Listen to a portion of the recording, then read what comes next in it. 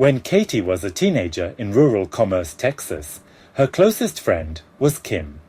They lived just a few miles apart and shared everything except one unspoken boundary, Kim's house. Katie avoided it, always had. Not because of the creaky floors or eerie stillness, but because of Mr. Johnson, Kim's father. Something about him was off. Mr. Johnson had a dark past.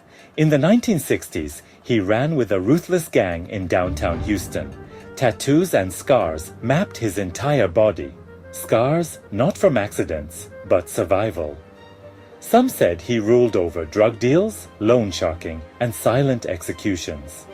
When he met Kim's mother, a former call girl, they vanished into the quiet of Commerce, claiming they wanted peace.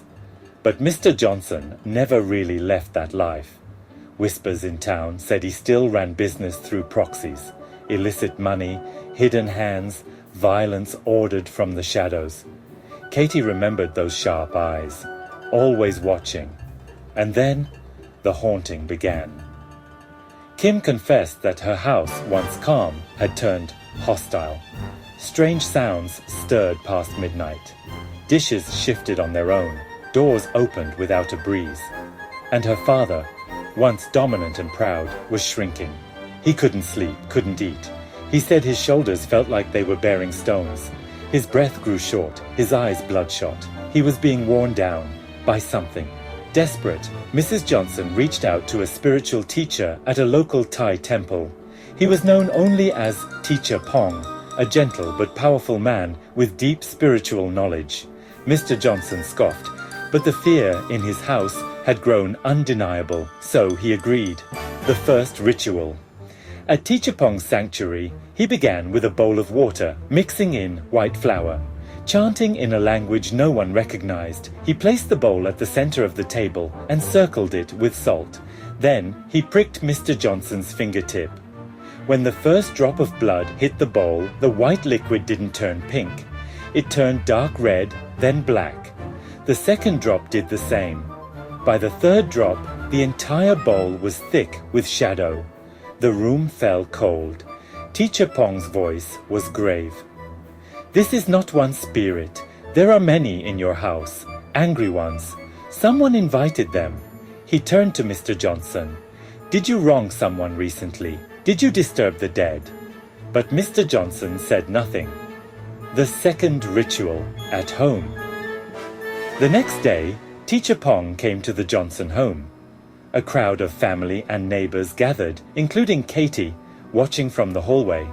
Teacher Pong laid out offerings. Joss paper, boiled pork belly, shrimp, eggs, and fruit. He lit incense. He chanted. Then Mr. Johnson snapped. His face flushed a violent red. His mouth twisted open unnaturally wide, stretching almost to his ears. He seized the incense burner and smashed it on the floor, sending ashes into the air like smoke signals. And then he screamed, "I will take revenge. He will die. I'll kill him." His voice was not his own. It was deep, guttural, and full of hate. People tried to restrain him, but his strength was monstrous. He threw grown men across the room. He laughed, a sick, evil chuckle that sounded inhuman. Teacher Pong grabbed a rod made from sacred leaves and began to strike Mr. Johnson's body, not in anger, but with spiritual purpose. Every blow left burning marks on his skin. It went on for hours, then another day. By the end of day 2, the spirit had been driven out. Everyone thought it was over.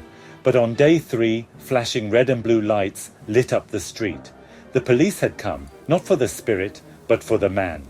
Mr. Johnson was arrested for conspiracy to commit murder. The crime. Weeks earlier, Mr. Johnson had gotten into a fight with an old enemy, another man from his gang days. Days later, that man vanished. Police traced the disappearance back to whispers in the criminal underworld. Mr. Johnson had ordered his old associates to teach the man a lesson, but the punishment went too far. The man died during the beating. Panicked, the gang hid the body inside the ceiling of an abandoned house deep in the woods. But someone found it, a young explorer investigating abandoned properties for a local newspaper, caught the stench of death. He pulled away rotting boards and found a human corpse. The body was identified. The gang's chain unraveled. All roads led to Mr. Johnson. But there was one more twist: the spirit's warning. Before the body was found, police received an anonymous call. The tipster didn't name a killer, but said the victim had died in violence and had returned as a spirit to exact revenge.